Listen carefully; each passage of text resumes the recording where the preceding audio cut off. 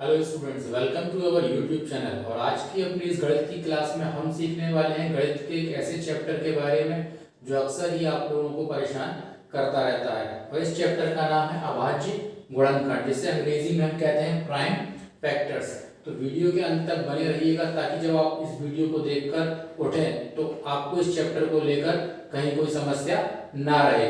तो बने रहिए वीडियो के अंत तक। तो चलिए शुरुआत करते हैं अपने इस चैप्टर की। सबसे पहले शुरुआत करते हैं हम इस चैप्टर के नाम से कि इसमें जो नाम लिखा हुआ अभाज्य गुणनखंड, तो इस अभाज्य गुणनखंड का मतलब क्या होता है। सबसे पहले अपन इसको देखें, गुणनखंड। गुणनखंड, गुणनखंड शब्द में दो शब्द आए हुए हैं, एक आया है गुणन और दूसरा आया है खंड। तो गुणन का मतलब क्या होता है, गुणा, और खंड का मतलब क्या होता है, किसी भी चीज के हिस्से या टुकड़े। तो गुणनखंड का पूरा मतलब क्या निकला, गुणा और हिस्से या टुकड़े।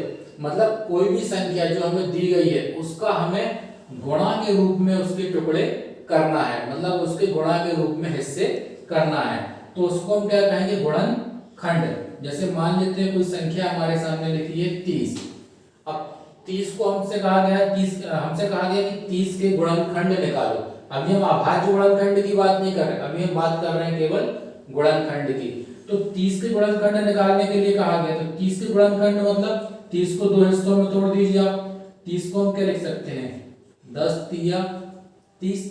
तो 30 को हमने गुणा के रूप में दो हिस्सों में तोड़ दिया, 10 गुणित 3, तो 10 तिया 30 होते। तो ये जो 10 और 3 है ये क्या है, इस 30 के गुणनखंड है। ठीक, अब हम चाहे तो 30 को ऐसा भी तोड़ सकते हैं, 5 गुणित 6, क्योंकि 5 6 का 30, ये भी 30 होता है। तो 30 के ये भी गुणनखंड है। हम चाहे तो 30 को ऐसा भी तोड़ सकते हैं, ऐसा 2 गुणित 5, 2 पंचे 10, 10 तिया 30। तो ये भी क्या है, 30 के गुणनखंड है। तो जब भी हम किसी संख्या को उसके छोटे से छोटे रूप में तोड़ देते हैं, ठीक है, तो उसको हम कहते हैं गुणनखंड। एक और एग्जांपल देखते हैं अपन यहाँ पर। जैसे मान लो हमें कोई संख्या बोली गई है यहाँ पर 40। 40 के गुणनखंड बताइए आप। तो 40 को आप तोड़ दीजिए, 10 गुणित 4, 10 चौको 40। तो ये 10 और 4 क्या है, 40 के गुणनखंड है। ठीक, 50 को तोड़ दीजिए आप, 5 गुणित 10, 5 धाम 50। ठीक है, 50 को हम ऐसे भी तोड़ सकते हैं, और क्या लिख सकते हैं, 25 दूनी 50। तो ये 25 और 2 ये भी इसके गुणनखंड है। तो ये क्या है, इन संख्याओं के गुणनखंड। मतलब जब भी हम किसी संख्या के गुणनखंड निकालेंगे तो इसका मतलब होता है कि उस संख्या को हम छोटे छोटे रूपों में गुणा के रूप में तोड़ देंगे, तो वो कहलाएंगे उसके गुणनखंड। अब हम बात करते हैं अभाज्य गुणनखंड की। तो ये तो हो गया गुणनखंड, समझ में आ गया होगा आपको गुणनखंड क्या होता है। ठीक, लेकिन ये केवल गुणनखंड है, अभाज्य गुणनखंड नहीं है। तो अब ये अभाज्य गुणनखंड क्या होता है। अब अभाज्य गुणनखंड को समझने से पहले हमको समझना होगा कि अभाज्य संख्याएं क्या होती हैं। तो अभाज्य संख्याओं के लिए हमने अलग से वीडियो बनाया हुआ है, ठीक है, जिसमें हमने सीखा था कि अभाज्य संख्याएं क्या होती है। तो यदि आप चाहें तो उसको देख सकते हैं कि अभाज्य संख्या क्या होती है। ठीक, फिर भी यदि आपको थोड़ा सा मैं यहाँ पे क्लियर कर देते हैं अभाज्य संख्या क्या होती है। तो अभाज्य संख्या वो होती है जो केवल अपने ही पहाड़े में आती हैं, या अपन उसको दूसरी भाषा में कहें तो अभाज्य संख्याएं वे संख्याएं होती हैं जो केवल स्वयं से विभाजित होती हैं। जैसे कि 2 एक अभाज्य संख्या है। ठीक, क्यों, क्योंकि 2 केवल 2 के पहाड़े में आता और कहीं तो नहीं आता। फिर 3 भी एक अभाज्य संख्या है। क्यों, क्योंकि 3 केवल 3 के पहाड़े में आता और कहीं नहीं आता। 5 भी एक अभाज्य संख्या है। क्यों, क्योंकि 5 भी केवल 5 के पहाड़े में ही आती है और कहीं नहीं आती।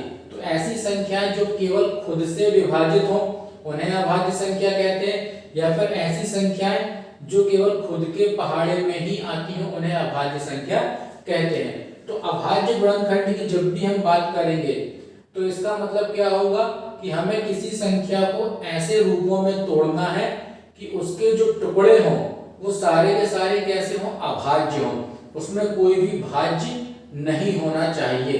ठीक, अब इसको निकाला कैसे जाता है इसके बारे में हमें सीखना है। चलिए अब एक एग्जांपल अपन यहाँ देखते हैं। जैसे ये 30 को ही हमने अभी लिखा था कि 30 के अभाज्य गुणनखंड मान लो हमें ज्ञात करना है, तो हम कैसे निकालेंगे 30 के अभाज्य गुणनखंड। ठीक है, जैसे 30 को हमने पहले क्या लिखा, 10 तिया 30, तो इसमें गुणनखंड क्या मिले 30 के हमें 10 और 3। अब क्या ये अभाज्य गुणनखंड है? नहीं है। क्यों? क्योंकि इसमें 3 तो अभाज्य है। ठीक है, क्योंकि 3 केवल खुद के पहाड़े में आता है, लेकिन क्या ये 10 अभाज्य है? नहीं, क्योंकि 10 एक भाज्य संख्या है। ये 2 के पहाड़े में भी आता है, 5 के पहाड़े में भी आता है और 10 के पहाड़े में भी आता है। ठीक, लेकिन यदि इस 10 को भी हम तोड़ दें, 2 पंचे 10, तो अब हमें 30 से गुणनखंड कौन कौन से मिले, 2 5 और 3, 2 5 और 3। ठीक है, तो देखिए 2 पंचे 10, 10 तिया 30, तो 30 को हमने किन रूपों में तोड़ा, 2 5 और 3 के रूपों में तोड़ा। और यहाँ तोड़ने पर जो संख्याएं मिली है हमें वो भी सब कैसी है, अभाज्य हैं। देखिए 2 मिला, 2 क्या है, एक अभाज्य संख्या क्योंकि केवल खुद के पहाड़े में आता है। 5 मिला, 5 भी एक अभाज्य संख्या, क्यों, ये भी खुद के पहाड़े में आता है। और 3 ये भी एक अभाज्य संख्या है। तो जब हमने किसी संख्या को ऐसे रूपों में तोड़ा कि जो भी संख्या प्राप्त हुई हमें वो सारी की सारी अभाज्य थी, तो इसका मतलब ये जितनी भी संख्याएं हमें मिली ये सब के सब 30 के अभाज्य गुणनखंड हैं। ठीक है, अब इनको और भी कई तरीकों से निकाला जाता है।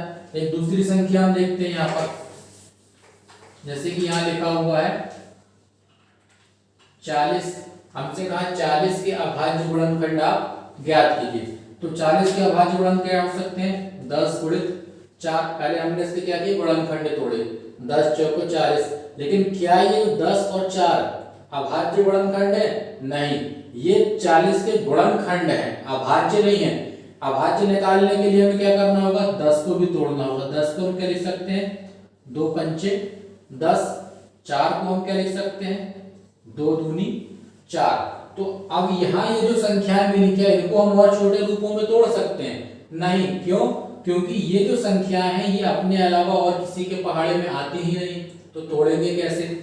तो हमें 40 के गुणनखंड क्या मिले, 2 5 2 2। ठीक, चेक कर लो, 2 पंचे 10, 10 दूनी 20, 20 दूनी 40। तो 40 की ये जो गुणनखंड मिले हमें, इन गुणनखंडों को हम क्या कहेंगे कि ये 40 के अभाज्य गुणनखंड हैं। मतलब इन्हें हम और छोटे रूपों में नहीं तोड़ सकते। ठीक, ये किसी भी चीज से विभाजित नहीं होंगे, तो ये कहलाते हैं अभाज्य गुणनखंड। ठीक, समझ में आ रहा होगा कि अभाज्य गुणनखंड क्या होता है। तो अब अभाज्य गुणनखंड को निकालने के लिए एक दूसरी विधि होती है जो सबसे ज्यादा उपयोग में आती है और सबसे ज्यादा कंफ्यूजन भी क्रिएट करती है, हमारे सामने कंफ्यूजन भी पैदा करती है। तो आज हम उसी विधि के बारे में सीखने वाले हैं कि अभाज्य गुणनखंड किस तरीके से निकाला जाता है। ओके, अब इससे पहले कि हम अभाज्य गुणनखंडों के बारे में आगे कुछ जाने, आपको कुछ एक बातें मैं पहले क्लियर कर देना चाहता हूँ। क्या कि यदि आप अभाज्य गुणनखंड निकालना सीख रहे हैं तो आपको कम से कम 4 बातें ऐसी जिनका आपको पहले से पता होना चाहिए। सबसे पहली चीज, आपको भाग देते अच्छे से आना चाहिए। यदि आपको भाग देते ठीक से नहीं बनता है तो समझ लीजिए आप अभाज्य गुणनखंड के सवाल नहीं कर पाएंगे। दूसरी बात, विभाज्यता के नियम। आपको विभाज्यता के नियमों का अच्छी तरह से पता होना चाहिए, क्योंकि तभी आप आसानी से अभाज्य गुणनखंड निकाल पाएंगे। विभाज्यता के नियम क्या होते हैं, इसमें कुछ ऐसे नियम होते हैं जिससे आपको ये पता चलता है कि कौन सी संख्या किस चीज से विभाजित हो सकती है या नहीं। तो यदि आपको विभाज्यता के नियमों में कहीं कोई कंफ्यूजन हो तो उसके लिए हम एक अलग से वीडियो भी बनाने वाले हैं। ठीक, तो विभाज्यता के नियमों को आप जरूर में याद रखिएगा। अभी वीडियो के बीच में भी हम आपको कुछ विभाज्यता के बारे में बताएंगे, जिससे आपको और चीजें क्लियर हो जाएंगी। फिर तीसरी बात क्या है, अभाज्य संख्या। आपको ये पहले से पता होना चाहिए कि कौन कौन सी संख्याएं अभाज्य संख्याएं होती हैं और कौन सी संख्याएं भाज्य संख्याएं होती हैं। क्योंकि यदि आपको भाज्य और अभाज्य संख्याओं के विषय में नहीं पता तो आप अभाज्य गुणनखंड निकालते समय बार बार गलती करेंगे, और जो अक्सर स्टूडेंट करते ही हैं। ठीक। और चौथी चीज, आपको पहाड़े बहुत अच्छे तरीके से याद होना चाहिए, क्योंकि यदि आपको पहाड़े याद नहीं होंगे तो फिर क्या होगा, आपको गुणनखंड निकालने में हर जगह समस्या का सामना करना पड़ेगा, बार बार पहाड़े को उठाकर देखना पड़ेगा। इसलिए यदि आप अभाज्य गुणनखंड अच्छे तरीके से निकालना सीखना चाहते हैं तो इन 4 बातों का विशेष रूप से ध्यान देना होगा। ठीक। तो अब कुछ एग्जांपल्स अपन देखते हैं और समझेंगे कि अभाज्य गुणनखंड होते क्या है। ओके, तो चलिए शुरुआत करते हैं कुछ छोटे छोटे एग्जांपल्स के माध्यम से। ठीक है, तो यहाँ पर हम कुछ छोटे छोटे एग्जांपल लेंगे और समझेंगे कि किसी भी संख्या के अभाज्य गुणनखंड कैसे निकाले जाते हैं। यहाँ पर हमने साइड में कुछ विभाज्यता के नियम लिखे हुए हैं जो हमें सवालों को करने में मदद करेंगे। वैसे तो विभाज्यता के कई नियम होते हैं, परंतु ये हमने 3 नियम लिखे हुए विभाज्यता के, जिनका उपयोग हमें सबसे ज्यादा करना पड़ता है। ठीक। अब इन नियमों का उपयोग कैसे होता है ये सवाल करते करते ही हम सीखेंगे। तो चलिए शुरुआत करते हैं पहले एग्जांपल से। पहले एग्जांपल में हमने संख्या ली है 24। अब हमसे कहा गया है कि 24 के अभाज्य गुणनखंड ज्ञात कीजिए। तो जब भी हमसे कहा जाए अभाज्य गुणनखंड ज्ञात कीजिए तो सबसे पहला काम क्या करना है, जो भी संख्या हमको दी गई है इसका इकाई का अंक हमें देखना है। ठीक, क्योंकि इकाई के अंक को देखने के बाद ही हमको ये मालूम चलेगा कि हमें इस संख्या को किस संख्या से भाग देना है। ठीक है, और हमें जो भी संख्या यहाँ पर उपयोग करना है बिल्कुल याद रखिएगा, वो सारी संख्या अभाज्य होना चाहिए। ठीक है, तो शुरुआत करते हैं। तो हमने संख्या क्या मिली हमें यहाँ पर 24। 24 का पहला अंक मतलब इकाई का अंक कितना है 4। तो हम इसमें किस चीज का भाग करेंगे। ठीक, तो हम यहाँ पर भाग करेंगे 2 का। 2 का भाग क्यों कर रहे हैं, विभाज्यता का नियम देखिए पहला, कि यदि कोई संख्या जिसके इकाई का अंक 0, 2, 4, 6, 8 इनमें से कोई एक हो तो संख्या में हमें 2 का भाग करना होता है। मतलब कोई संख्या जैसे कि ये 24 है, 24 में इकाई का अंक कितना है 4, देखिए ये लिखा हुआ है 4, मतलब हम इसको किससे भाग करेंगे 2 से भाग करेंगे। ठीक, तो भाग कैसे करेंगे, 2 का पहाड़ा पड़ जाएगी 2 आ जाए 2 एकम 2, 2 दूनी 4। ठीक, ये भाग हो गया पूरा। अब 12 को भी हमें तोड़ना है। ठीक है, तो 12 में भी देखिए इकाई का अंक कितना है 2, ये लिखा हुआ है 2, मतलब हम इसमें किसका भाग करेंगे 2 से। तो यहाँ हम लिखेंगे 2। 2 के पहाड़े में 12 कितनी बार में आता है, 2 6 12, 6 बार में आ गया, ये हो गया। अब इस 6 में किसका भाग करेंगे, तो देखिए 6 के में कैसे करेंगे अपन 2 का, तो यहाँ लिखेंगे 2, 2 3 6। अब यहाँ पे क्या लिखा 3, तो 3 में किसका भाग करेंगे, 3 तो एक कैसी संख्या अभाज्य संख्या जो अपने ही पहाड़े में आती, मतलब इसमें किसी का भाग नहीं जाएगा, और जब किसी का नहीं जाएगा तो मतलब 3 का ही भाग जाएगा। ठीक, तो ये पूरा हो गया। यहाँ पर जब आखिरी में शेषफल 1 बच जाए इसका मतलब हमारा गुणनखंड पूरा हो गया। अब चेक करना है कि ये सही है कि गलत है, तो क्या करेंगे, ये जो संख्याएं प्राप्त हुई है हमें, ठीक, इनका आपस में आप गुणा कर दीजिए, 2 2 2 और 3, तो 2 दूनी 4, 4 दूनी 8, 8 तिया 24, देखिए आ गया 24। इसका मतलब हमारा गुणनखंड सही है। और दूसरी बात क्या ध्यान रखना है कि ये जो गुणनखंड तोड़ा है, कई बार बच्चे गलती क्या कर देते हैं, इसमें लोग ऐसे गुणनखंड तोड़ देते हैं। ये 24 लिखा है, हमने कहा 24 किसके पहाड़े में आता है, ठीक 4 के पहाड़े में आता है, 4 6 24, 6 कहाँ आता है 6 में आता है, 6 एकम 6, तो ये भी गुणनखंड टूट गए। तो ये गलत है आपका। ठीक है, यहाँ आपने इसको 24 में 24 के आपने क्या निकाले गुणनखंड, लेकिन क्या ये गुणनखंड अभाज्य है, नहीं है। क्यों, क्योंकि 4 तो 2 के पहाड़े में भी आता है, 4 के पहाड़े में भी आता है, तो ये अभाज्य संख्या है ही नहीं।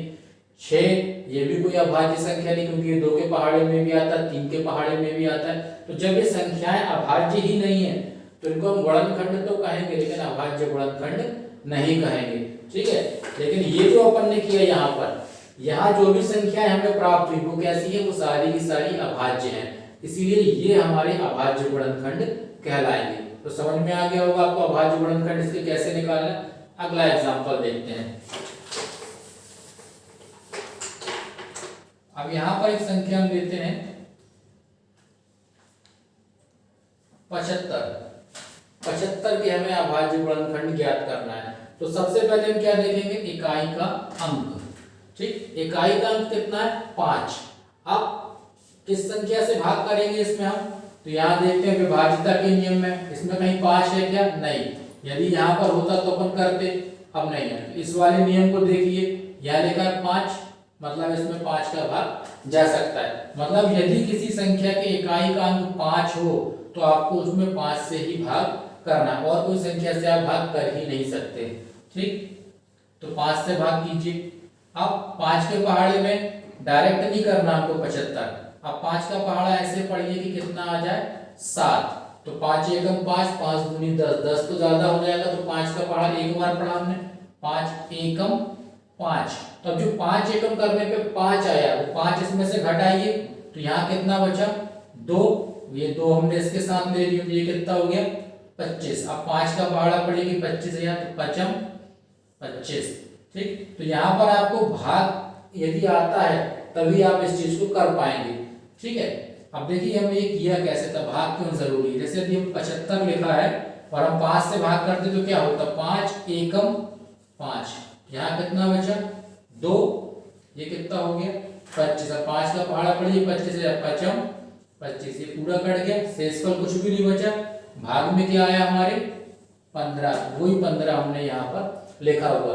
तो इतनी सब चीजें जो भाग में हम लिख के करते हैं, इन सारी चीजों को हमें अपने दिमाग में करना होता है। जब आप इन चीजों को अपने दिमाग में कर पाएंगे तभी आप अभाज्य गुणनखंड ज्ञात कर पाएंगे। तो हमने क्या किया था 5 एकम 5, तो ये जो एक यहाँ आता है उसको हमने यहाँ लिखा, फिर 5 एकम 5 करने पे जो 5 आया उसको हमने 7 में से घटाया, तो इसको मन में ही घटा लेंगे कि 5 एकम 5, तो यहाँ जो 5 आया उसको घटाया तो कितने बचे 2 इसमें लगा देंगे, तो ये 25 होगा, 5 25, तो ये पूरा भाग हो गया कंप्लीट।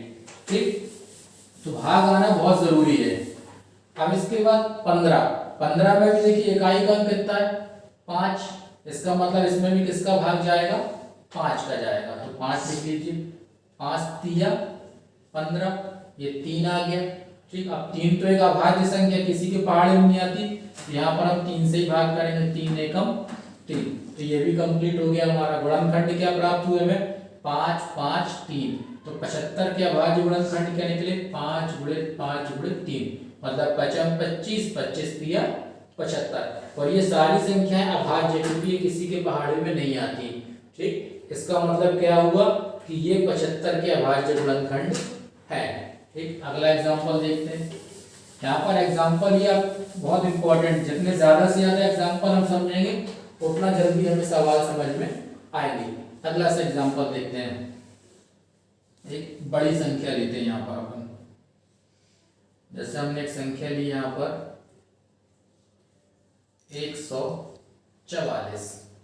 ठीक है, अब इसको किससे भाग करें, फिर वही तरीका, इकाई का अंक देखिए, इकाई में कितना लिखा 4।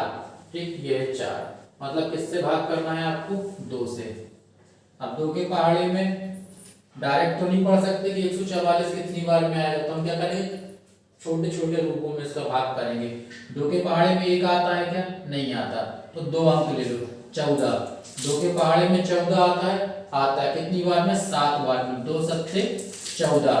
फिर ये क्या है 4, 2 के पहाड़ा पड़ेगी 4 है, 2 दूनी 4। ठीक, ये हो गया भाग पूरा 72 बार में। ठीक है, 2 दूनी 4, 2 सत्ते 14। अब 72 में भी भाग करना है, तो 72 में किसका भाग जाएगा, फिर इकाई का अंक देखो आप कितना लिखा है 2।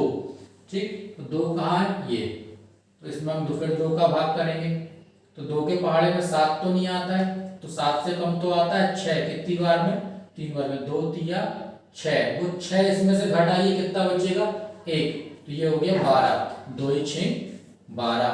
अब फिर किससे भाग करेंगे 2 से, क्योंकि इसका इकाई का अंक कितना है 6, और 6 है तो 2 से भाग करना पड़ेगा, तो कितनी बार में करेंगे, 2 के पहाड़े में 3 तो आता नहीं है, तो 3 से कम क्या आता है 2, कितनी बार में 1 बार में, 2 एकम 2, तो यहाँ पे जो 2 आया उसको घटाया हमने, कितना बचा 1, ये हो गया कितना 16, 2 8 16। फिर 2 से भाग करेंगे, 2 9 18। अब 9 क्या है, 2 के पहाड़े में नहीं आता, 5 के पहाड़े में भी नहीं आता, तो किससे ट्राई करेंगे हम 3 से, क्योंकि 3 भी एक अभाज्य संख्या, 3 के पहाड़े में 9 आता है 3 तिरका 9। अब 3 में किसका भाग जाएगा 3 का, 3 एकम 3, तो 144 के गुणनखंड क्या निकले?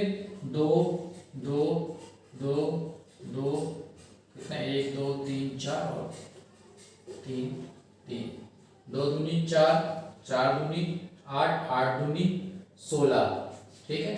16 तिया 48, 48 तिया 144, ये हमारा आ गया, ठीक। तो इस तरीके से हम किसी भी संख्या के अभाज्य गुणनखंड ज्ञात करते हैं। चलिए एक दो एग्जांपल और बताते हैं आपको।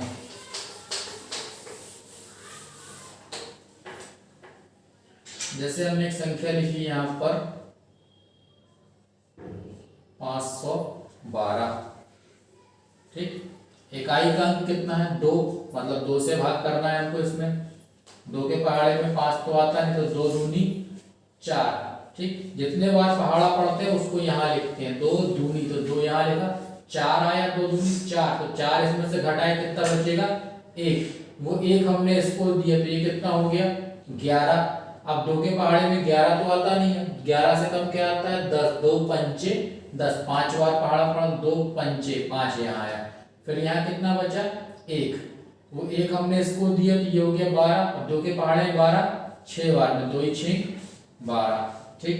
फिर 2 से भाग करिए क्योंकि इकाई का अंक 6 है इसका, तो 2 एकम 2, ये हो गया पूरा। अब 2 के पहाड़े में 5 नहीं आता, तो 2 दूनी 4, इसमें 1 बच गया, वो इसको दिया 16, 2 अट्ठे 16। फिर 2 से भाग करेंगे, 2 के पहाड़े में 1 तो आता नहीं, तो 2 अंक ले लो 12, तो 2 6 12, 2 चौके 8। फिर 2 से भाग कीजिए, 2 तिया 6, फिर 4, तो 2 दूनी 4। फिर 2 से भाग कीजिए, तो 2 एकम 2, यहाँ 1 बचेगा, वो इसको दिए 12, 2 6 12। फिर 2 से करेंगे, 2 अट्ठे 16, फिर 2 से करेंगे, 2 चौको 8, फिर 2 से करेंगे, 2 दूनी 4, फिर 2 से करेंगे, 2 एकम 2। तो ये पूरा हो गया, ठीक। और जितनी भी संख्याएं मिली, देखिए पूरे में 2 ही 2 आया, और 2 क्या है? एक अभाज्य संख्या है, तो ये 512 के अभाज्य गुणनखंड हो गए, ठीक है।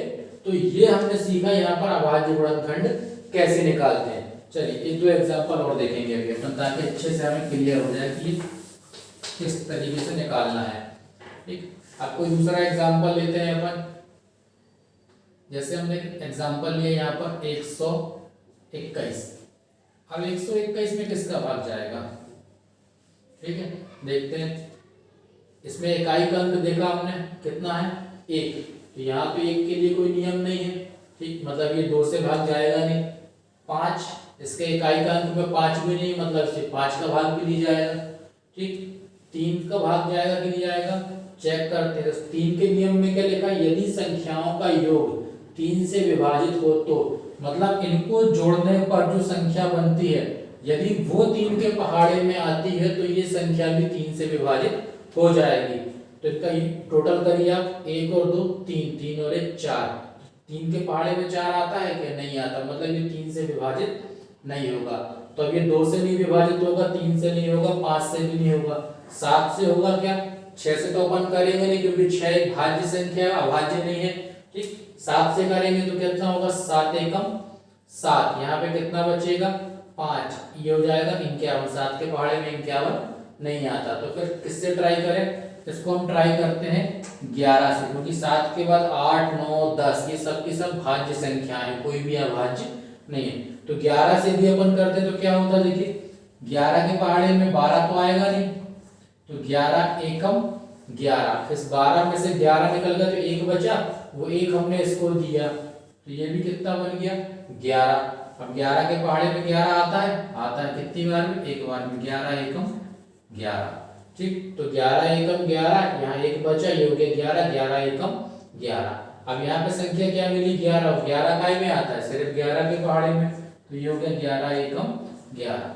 तो 121 के अभाज्य गुणनखंड क्या मिले हमें? 11 गुणित 11, 11 11 121, ठीक। तो इस तरीके से हम अभाज्य गुणनखंड निकालते हैं।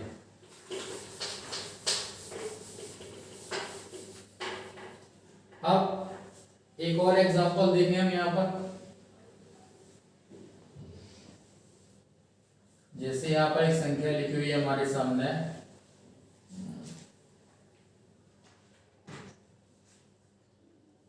729। 729 किस संख्या से भाग जाएगा? इसमें इकाई का अंक कितना है? 9, और ये इधर 2 से भाग नहीं जाएगा। इसमें इकाई का अंक 9 है, मतलब ये 5 से भी भाग नहीं जाएगा। अब 3 से भाग जाएगा क्या ये? तो इसके लिए क्या चेक करना पड़ेगा? इन संख्याओं का टोटल कितना है। यदि इनका टोटल 3 से विभाजित हो गया तो ये पूरी संख्या 3 से विभाजित हो जाएगी। तो इसको अपन चेक करते हैं टोटल। तो कितना हुआ? 9 और 2 11, 11 और 7, ठीक, 9 प्लस 2 प्लस 7, 9 और 2 11, 11 और 7 18, ठीक। तो इनका टोटल कितना है? 18। तो ये 18 3 के पहाड़े में आता है, 3 18, ठीक है। तो जब इनका टोटल 18 3 से विभाजित हो रहा है, इसका मतलब ये संख्या भी 3 से विभाजित हो जाएगी। चलो करके देखते हैं इसको अपन, ठीक। 3 से ट्राई करते हैं इसको। 3 के पहाड़े में 7 तो आएगा नहीं, तो 3 एकम 3, 3 दूनी 6, इसमें 1 बचेगा, ये हो गया 12, 3 चौके 12। अब ये 9, तो 3 3 का 9, ये हो गया 3 से विभाजित। अब इसको भी अपन 3 से करते हैं, ठीक, क्योंकि 2 से तो होगा नहीं ये। तो 3 के पहाड़े में 24 आता है 3 अट्ठे 24, 3 एकम 3। अब इसको किससे करें? यहाँ पर 1 है, 2 से नहीं होगा, 5 से नहीं होगा। देखिए इनका टोटल करिए, 8 और 1 9, तो 9 3 के पहाड़े में आता है ना, आता है, मतलब ये 3 से विभाजित हो जाएगा। तो करते हैं 3 दूनी 6, यहाँ कितना बचेगा? 2, ये हो गया 21, 30 7 21, फिर 3 नाम 27, 3 3 का 9, 3 एकम 3। तो ये सब क्या मिले हमें? यहाँ पर अभाज्य गुणनखंड मिल गए, ठीक। तो इस प्रकार से हम अभाज्य गुणनखंड ज्ञात करते हैं। तो उम्मीद करते हैं आपको जो अभाज्य गुणनखंड के हमने सवाल आज सिखाए, ये आपको अच्छी तरीके से समझ में आ गए होंगे। तो अभाज्य गुणनखंड में याद क्या रखना है आपको? सबसे इंपॉर्टेंट चीज विभाज्यता के नियम याद करना है। यदि ये आपको याद है तो आपको इन सवालों को हल करने में ज्यादा कठिनाई नहीं होगी। दूसरी चीज, आपको भाग करने के काम जो है वो अच्छे तरीके से आना चाहिए। तो अभी भी यदि आपको कहीं कोई कंफ्यूजन लगता है तो आप उसको भी कमेंट करके पूछ सकते हैं।